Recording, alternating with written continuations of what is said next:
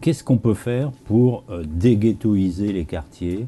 Est-ce que la politique d'urbanisme est à la hauteur, de logement et d'urbanisme est à la hauteur du problème dans les 400 cités, disons, qui font le plus de problèmes? Moi, je suis un député breton. Et donc, un député breton, c'est consubstantiel d'un député qui croit aux pouvoirs locaux. Et donc, il y a très longtemps que je ne m'intéresse plus beaucoup aux grandes politiques nationales dont je ne crois pas à l'efficacité.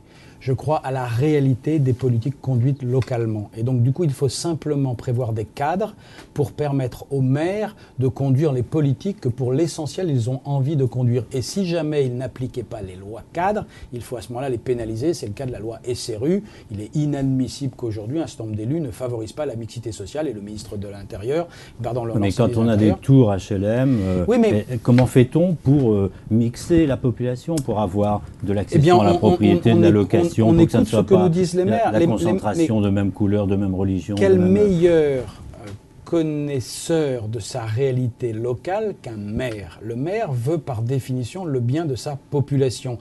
Depuis des années, nous avons mis des milliards. Il y a beaucoup de choses. Dans beaucoup de villes, il y a beaucoup de quartiers qui ont été réhabilités. Simplement, on a tendance, c'était ça normal, à regarder ce qui ne va pas. Je préfère m'intéresser à ce qui a marché et d'en tirer les leçons. Or, ça marche quand il y a une dynamique locale, quand ça correspond à une capacité du pouvoir local à s'investir. Si on considère que le pouvoir local n'est qu'un guichet qui récupère du national, ça ne fonctionne pas. Je ne crois plus à ce ruissellement. La réalité, elle est territoriale. L'État doit simplement donner les cadres dans lesquels doivent s'épanouir des politiques locales.